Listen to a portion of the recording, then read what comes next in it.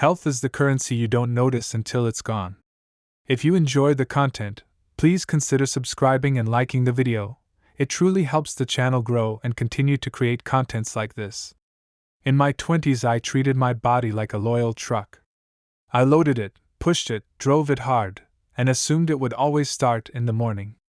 I ate whatever was fast, slept whenever I could, and wore exhaustion like a badge. If something hurt, I ignored it. If I got sick, I powered through. I didn't think I was being reckless. I thought I was being strong. At 89, I know the difference. Strength is not what you can force yourself to do. Strength is what you protect so you can keep doing what matters. People talk about health like it's a category: diet, exercise, doctor visits, something you add to your life when you finally get organized. But health isn't a hobby. It's the currency you spend to live. And the cruel trick is you don't feel the cost when your wallet is full. You only notice when it's running low. When you're young, freedom feels like money and time. When you're old, freedom is your knees. Freedom is your lungs. Freedom is being able to tie your own shoes without negotiating with your back. Freedom is stepping off a curb without calculating the risk. It's getting up from a chair without using your hands. It's walking to the mailbox and thinking about the sky instead of the pain. I didn't understand that. I thought independence came from earning, from saving, from being smart. That matters, yes. But I've watched men with full bank accounts lose their independence because their bodies wouldn't cooperate. I've watched women who raised families and ran businesses end up needing help to button a blouse. Not because they were weak, but because the body, after a lifetime of quiet service, eventually sends the bill. I remember the day it became real for me. Not the first ache, not the first doctor's warning, but a small moment that felt like a door closing. It was early morning in late autumn. I'd gone out to get the newspaper from the end of the driveway. The air had that crisp bite that makes you feel awake. I stepped off the porch, and my knee, my good knee, the one I never thought about, caught sharply. It wasn't a dramatic injury. No fall, no crack. Just a sudden, bright pain that made my leg refuse, like a horse that plants its hooves and says, "Not today!" I stood there with the cold air in my lungs and the paper waiting like a simple task, and I realized I couldn't just walk to it. I had to think. I had to brace. I had to shift my weight carefully. I had to move like an old man. That was the first time I felt fear about my own body. Not panic, but a quiet fear that changes your relationship to the world. It's the fear of losing range. Losing choice. Losing the casual ability to go wherever you want, whenever you want. Before that day, I had been spending my health the way people spend extra change. A little here, a little there. Late nights. Fast food. Too much coffee, not enough water. I'll start next week. I'll get back in shape when work slows down. I'm fine, I'm fine. That's the language of a person who thinks health is an endless account. The thing is, the body keeps score even when you pretend it isn't. It keeps score of every hour you cut from sleep. Every meal you ate in a hurry. Every year you sat still and told yourself you were too busy to move. Every stress you swallowed instead of releasing. It keeps score of the cigarettes, the sugar, the drinking, the way you held your breath through hard seasons. It keeps score of the doctor appointments you avoided because you didn't want bad news. I understand why we do it. When you're young, consequences feel far away. Your body forgives you quickly. You recover from anything. You can stay up all night and still laugh the next day. You can eat like a raccoon and still fit into your jeans. The body is generous, and that generosity makes you arrogant. But aging is a slow shift from generosity to honesty. People ask me what I miss most about being younger. They expect me to say something grand: energy, opportunities, romance. And yes, I miss the ease of movement. I miss not thinking about stairs. I miss lifting a box without planning. But more than that, I miss the invisible health I didn't appreciate. The quiet baseline that made everything else possible. Because here is what no one tells you in your 30s: joy is physical. Joy is dancing without pain. Joy is waking up without dread. Joy is being able to travel without worrying about your medication schedule. Joy is playing with a grandchild and not having to stop after 5 minutes because your shoulder burns. Joy is hiking a trail and having your breath still belong to you. Joy is intimacy that doesn't require careful negotiation with stiff joints and fatigue. And independence, real independence, is physical too. Independence is being able to drive yourself, carry groceries, cook your own meal, bathe without help, sleep through the night, walk to the bathroom without fear of falling. When those things start to slip, you realize how many dreams were built on a foundation you never thanked. I had a friend named Maria who used to say, "Take care of your body like it's your only home." She'd been a nurse. She'd seen the end of the story for a lot of people. I teased her when we were younger. I called her disciplined. I acted like she was overthinking it. Then, in our 70s, Maria was still traveling, still gardening, still laughing with that full-bodied laugh that starts in the belly. While I was beginning to bargain with my joints and measure my days by pain. She wasn't perfect, nobody is, but she had made deposits for years. Small ones, daily ones, and those deposits bought her freedom. That's what health is, a savings account you build with tiny choices. Not with perfection, with consistency. The saddest part is how often we trade health for things that don't deliver what they promise. We trade sleep for emails. We trade movement for comfort. We trade home-cooked food for convenience. We trade calm for status.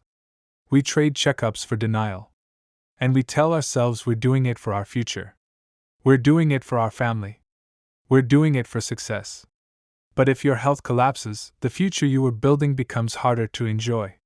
Your family becomes your caretakers. Your success becomes a story you tell from a chair. Your dreams narrow. I don't say that to scare you. I say it because I wish someone had spoken to me with that kind of honesty when I still had more choices. So what do you do with this lesson without turning it into another stressful project? You start small. You respect the quiet power of small. Drink water like it matters, because it does. Move your body every day, even if it's a slow walk around the block. Sleep like it's your job. Get the checkup. Make the appointment. Don't gamble with ignorance. Strengthen the muscles that will carry you later: legs, core, balance. Eat in a way that your older self would thank you for, most days, not every day. And learn to manage stress, because stress is not only in your mind. It lives in your tissues. Most of all, stop talking to yourself like you're invincible. You're not. And that's not a tragedy. It's a reason to care. In the next part, I'll tell you about the moment I finally understood that health isn't just about living longer.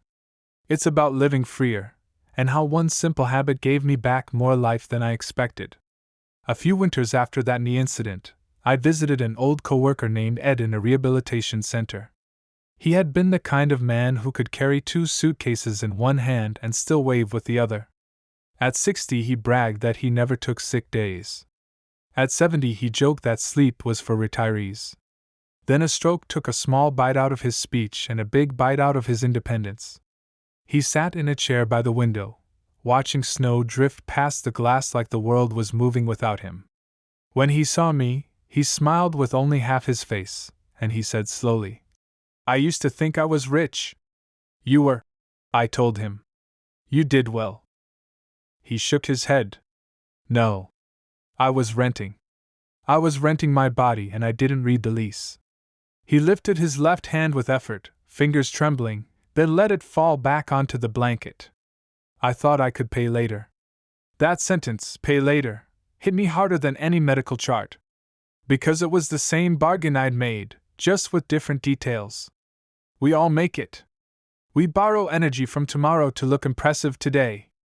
We borrow sleep. We borrow calm. We borrow movement. Then we're surprised when the lender comes calling.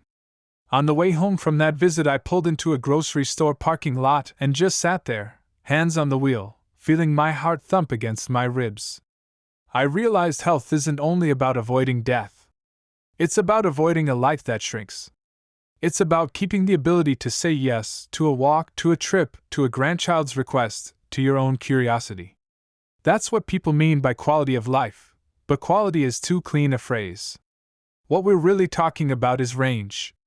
How far your life can reach. That habit I promised to share is so ordinary it almost feels like it couldn't possibly matter. But it did. It still does. I call it the daily deposit. And it's nothing more than a short walk every day, no negotiating. Not a heroic walk. Not a power walk. Just a walk that tells your body, we are still in the world. When I first started, I did it out of stubbornness. My doctor had warned me, gently but firmly, that if I kept treating movement like an optional luxury, I'd lose it. I nodded the way people nod when they want to be polite but don't want to change. Then I went home and sat down again, because sitting was easy and change felt like work.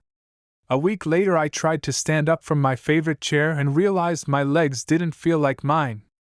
They felt borrowed, shaky, slow to obey. That scared me more than any diagnosis. It wasn't pain. It was weakness.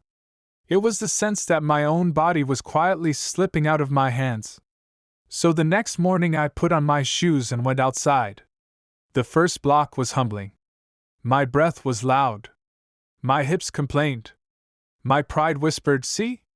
This is why you don't start." I kept going anyway, because I was finally old enough to understand that discomfort is sometimes a doorway, not a warning sign. By the third week, something changed. Not dramatically. I didn't become a new man. But the walk started to feel like a conversation between me and my future self. Each day I'd step outside and the world would offer small gifts: the smell of rain in summer, a dog trotting like he owned the sidewalk, a neighbor watering flowers, the low gold light of evening on brick. And I'd think, if I stop moving, I will stop seeing this. That's what people miss. Health isn't just a private thing inside your skin. It determines how much of the world you can touch. I have a grandchild who likes to race me to the mailbox. He shouts, "Ready, set, go!" And he takes off as if the distance is the whole universe. I don't race like I used to, but I can still jog a few steps, enough to make him squeal. The first time I managed it, I felt tears sting my eyes. Not because I'm sentimental, though I am. Because I knew what was at stake. That small jog was a form of freedom I had almost thrown away. People think health is about looking a certain way. At my age, health is about agency. It's about being able to choose. Choose to travel without fear. Choose to live at home longer. Choose to carry your own groceries. Choose to get down on the floor and get back up again. Choose to drive at night. Choose to take a walk when your mind is heavy. Choose to dance at a wedding, even if you sway more than you spin. When your health shrinks, your choices shrink. That's the simplest math I know. The second thing I learned is that strength is not only muscle. It's balance. If you want to stay independent, you have to stay upright.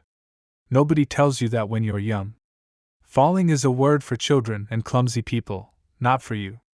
Until one day you see someone your age break a hip, and suddenly the word becomes a cliff. So I practiced balance like it was sacred. I stood on one foot while brushing my teeth. I held the countertop and did slow heel raises. I walked in a straight line down the hallway, heel to toe, like a child playing a game. It looked ridiculous. It was also, quietly, one of the smartest things I ever did. Because here's the truth: independence is made of boring repetitions. The third lesson is about food, and I'll say it without preaching. Most of us don't eat for the life we want later. We eat for the stress we feel now. We eat to reward ourselves. We eat to numb. We eat because we're tired. And I understand. Life can be exhausting. But your older body is less forgiving. It doesn't handle whatever the way your younger body does. It starts to ask for real fuel. Not perfect fuel. Real fuel. So I began to treat meals like a quiet form of respect. More vegetables. More protein. Less sugar pretending to be comfort. Smaller portions that didn't leave me sluggish. Water before coffee. And I learned something surprising. The more I cared for my body, the more my mood steadied. My mind felt clearer. My sleep improved. I wasn't chasing energy all day because I wasn't crashing as hard. And that brings me to sleep. Sleep is the first thing ambitious people steal from themselves. I did it for decades. I thought I was getting away with it. But sleep isn't a luxury, it's maintenance. It's when the body repairs. It's when the brain clears the clutter. It's when your nerves stop buzzing. In older age, poor sleep doesn't just make you tired. It makes you fragile. It makes you unsteady. It makes your memory worse. It makes you more likely to fall. It makes your pain louder. So I started protecting sleep the way I used to protect meetings. Same time each night, most nights. A darker room. Less late night news that spiked my stress. A small ritual, tea, a chapter of a book, the same lamp, so my body learned this is safe. We can let go now. You might be listening and thinking, this sounds like a lot. I'm already overwhelmed. I hear you. But notice what I'm not saying. I'm not saying transform your life overnight. I'm saying pick one daily deposit and protect it like it protects you. A 10-minute walk. A glass of water when you wake up. A doctor appointment you've been avoiding. A bedtime that respects your nervous system. 2 minutes of stretching so your back doesn't turn into a complaint department.